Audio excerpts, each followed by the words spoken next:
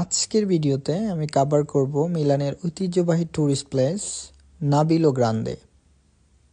ভোর ৮টায় আমার বাস ছিল, কিন্তু আমি স্টেশনে পৌঁছাইছি ৮টায়। তো আমি ভাবছিলাম বাসটাকে মিস করে ফেলছি, কিন্তু বাস ৩ মিনিট লেটে আসায় আমি ফাইনালি বাসটা ধরতে পারছিলাম এবং ৩০ মিনিটের জার্নি শেষে আমি এখন স্টেনিও রেল স্টেশনের অনেক কাছে এবং এখান থেকে আমাকে মিলানো সেন্ট্রাল রেল স্টেশনে যেতে হবে। তো আমার এখান থেকে ট্রেন ধরতে হবে। প্রবাবলি আমার ট্রেন হচ্ছে ৮টা ৫৮-তে। বাস থেকে নেমে ৫ মিনিট হাঁটার পর ফাইনালি আমরা স্টেনিও রেল স্টেশনে।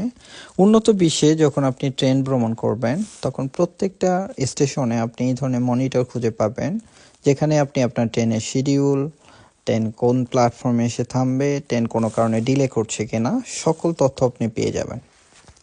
এখন ৮টা ৩৬, আমাদের ট্রেন প্ল্যাটফর্মে এসে দাঁড়াবে ৮টা ৫৮-তে। তার মানে ২২ মিনিট আমাদেরকে ট্রেনের জন্য অপেক্ষা করতে হবে।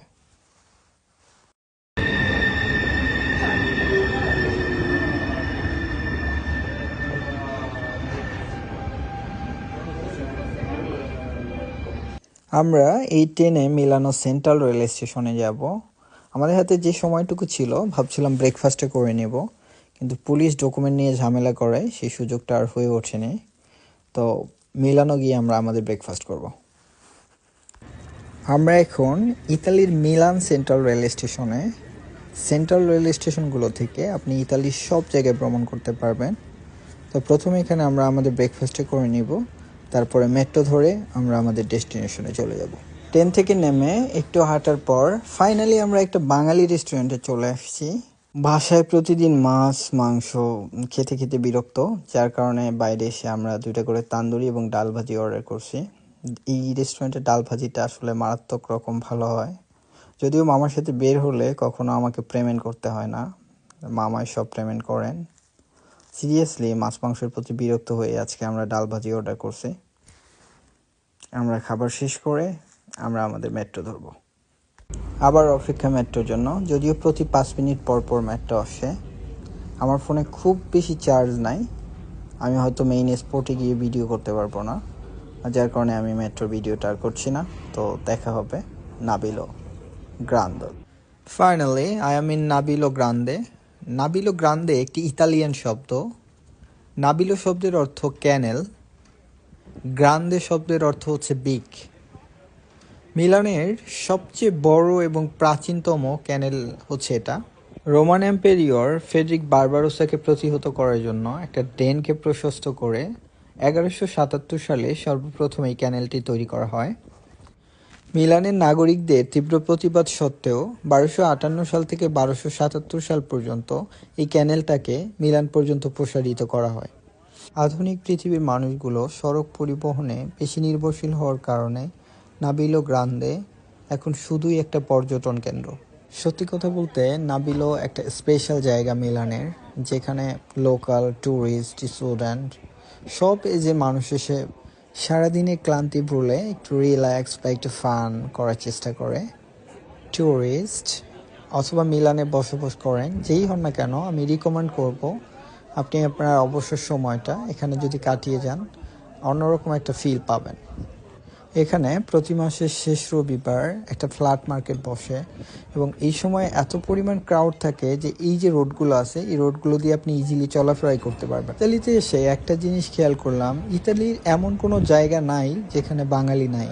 আপনি যদি ইতালির অভিবাসীদের একটা তালিকা তৈরি করেন, সেই ক্ষেত্রে আমার মনে হয় বাঙালিরা সবচেয়ে উপরের লেভেলে থাকবে। তো আমি অনেক বাঙালিকে দেখতেছিলাম যারা ফুটপাতে বিজনেস করতেছিল, তো তাদের সাথে কথা বললাম।